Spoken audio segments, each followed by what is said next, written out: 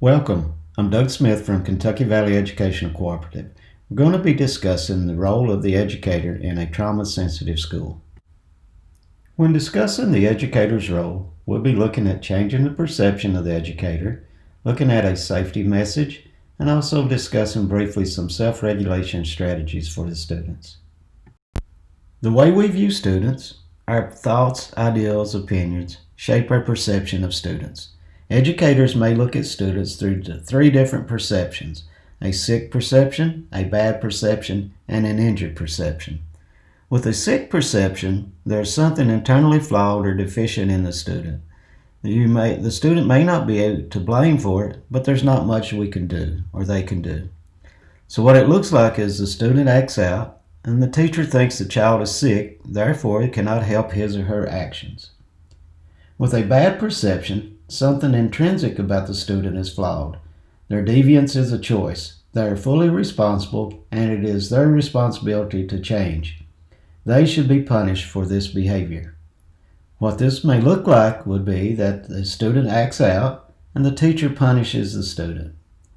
With an injured perception, the problem is the result of something in the external environment. This is not the student's fault, but there may be things you can or could do to address it. So what it looks like in the classroom is a student acts out, then the teacher give options and choices and help students make better decisions in the future. In order to change our educators' perception of students, we must look at these students through a trauma lens. Using a trauma lens is a way of thinking and doing that permeates all interactions with and assessment of students. Using a trauma lens, we answer the question, what has happened to you, not what is wrong with you. Everyone has an invisible backpack. Let's look at the invisible backpack of students. The invisible backpack is always with them, no matter the context or relationship. In trauma-exposed youth, the invisible backpack is filled with negative thoughts about themselves, others, and the world based on their traumatic experiences. Some examples of the things that they carry in their invisible backpack are, I am unlovable, no one will take care of me, adults will hurt me, adults lie, no place is safe, you can't hurt me, I'll get you first, and I am invisible. The invisible backpack messages are there even if it's not the situation in which they were created, even if they aren't logical, rational, or even appropriate. It's up to us, the adults, to help recognize this and help students realize these messages aren't necessary in this situation. Repacking the invisible backpack is a gradual process of demonstrating that the negative messages are not applicable or necessary to the present situation.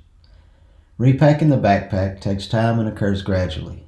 In repacking the backpack, we must be realistic, should not try to address too much, should always be honest, should focus on creating a sense of safety, competency, and worth in the classroom at that moment.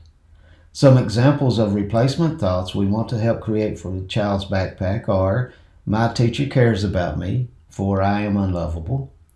Here at school, my teacher will help me if I need help, for no one will take care of me. Here at school, adults do not hurt kids, for adults will hurt me. My teacher does what he says he's going to do to counteract my adults' lie.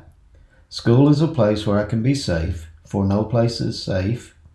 Teachers and other kids are not always trying to hurt me, for you can't hurt me, I'll get you first. And for I am invisible, the bus driver knows my name and says hi to me by name every day. Tips for repacking the backpack: be empathic, be available, be consistent, be non-judgmental, build trust with integrity of words and actions, allow space to vent feelings of rage, injustice, humiliation, and safety.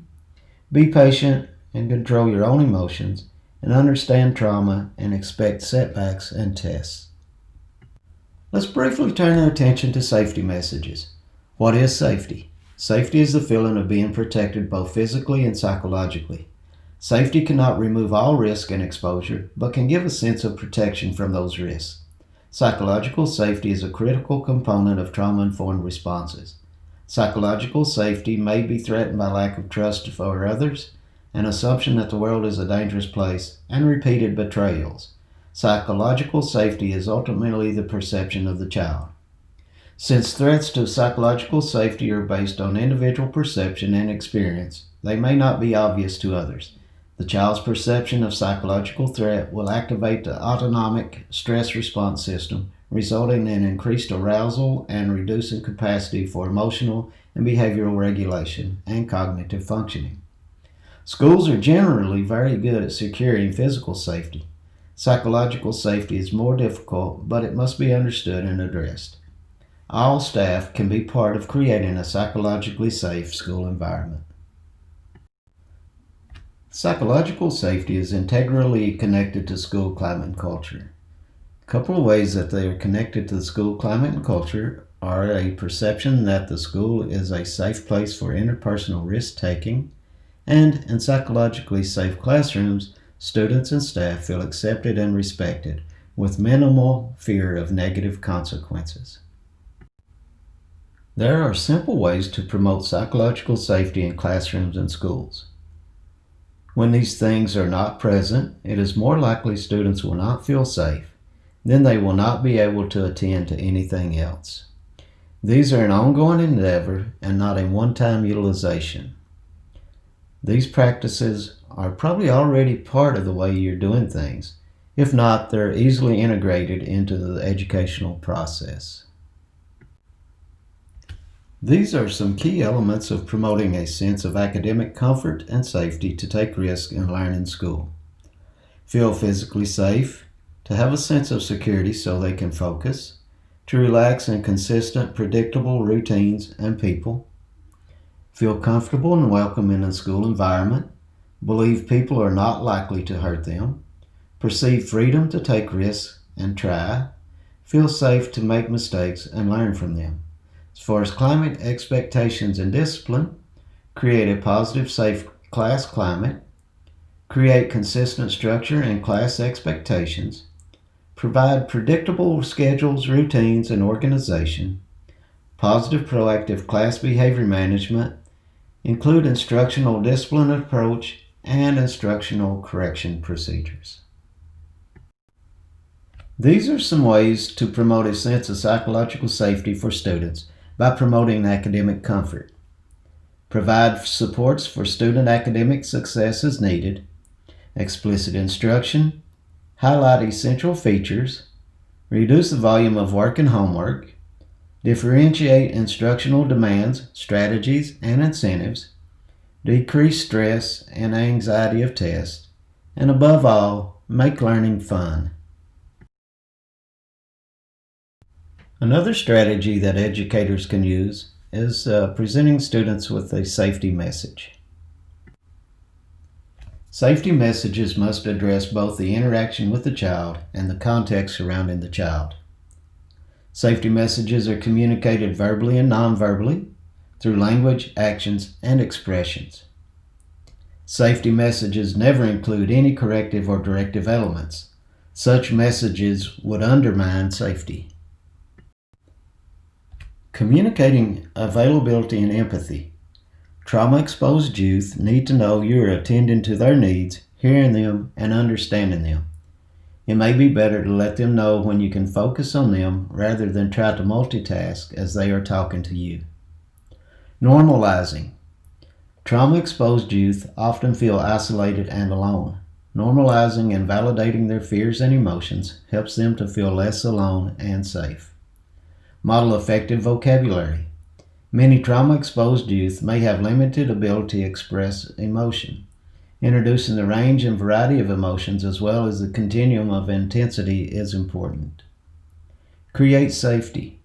The best way to address safety is to ask what will work.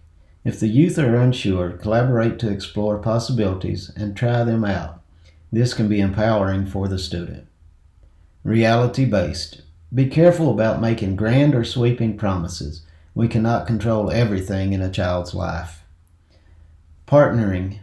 Try to enlist all persons interacting with the child to develop consistent safety messages across the school setting. And predictability. Prepare students for changes as much as possible, and when unexpected changes occur, provide reassurance and recognition of the stress they may experience. When given a safety message, be specific. Identify what you as the adult can do or are willing to do. Normalize without any qualification. Empathize with the feeling. Watch facial expressions and other nonverbal messages. Be intentional and address what the child or adolescent needs. These are some examples of phrases to avoid and ways to rephrase those statements. No one will ever hurt you again. Use the phrase, I will work hard to keep you safe in my classroom. I promise you will not have to go home to your mother. You may want to rephrase that as, I will do my best to get you to a safe place. Nothing bad will ever happen to you at school. You are always able to come to me if you're feeling scared. I will always do my best to help you. And keep your thoughts and feelings to yourself at school. I am a safe person to talk to. I will always respect your thoughts and feelings. As we mentioned earlier, never make promises that you cannot keep. We cannot promise that the student will never have to go home to their mother. We cannot promise that nothing bad will ever happen to them at school. We cannot promise that no one will ever hurt them again. So just be aware of those promises and don't make promises that you can't keep. These are some examples of high school safety messages. I know it's hard to focus, and I want to help figure out what would help. Thanks for sharing that with me. It seems like you're feeling a little upset today. Is there anything I can help with? It makes sense that you're feeling that way given what's happened. I understand.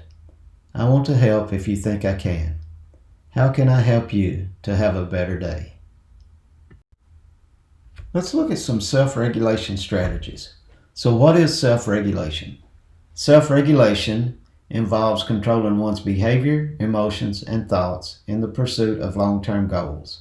Emotional self-regulation refers to the ability to manage disruptive emotions and impulses.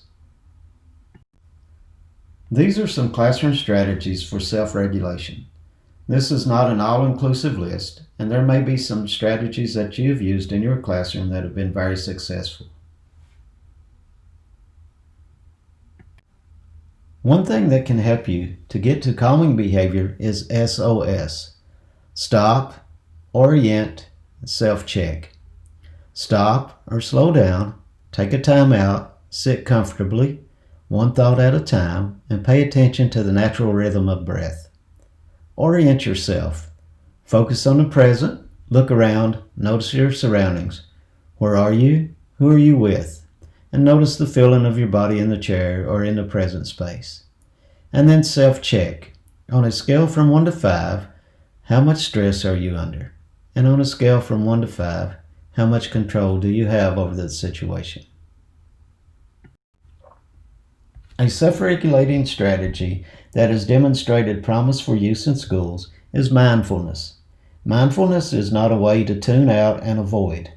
Mindfulness is a way to be intentionally focused on the present, to develop skills for focusing and attending to one's body, thoughts, feelings, and behavior.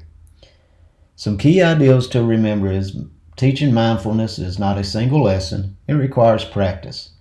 Short, regular practice integrated into the day is preferable to long, intense lessons. Students will improve over time. Eyes closed should not be a requirement. And whoever teaches or leads students through mindfulness should believe in the use of mindfulness. Thank you. This has been Doug Smith from Kentucky Valley Educational Cooperative. Feel free to contact me at doug.smith@hazard.kyschools.us or doug.smith@theholler.org. Thank you.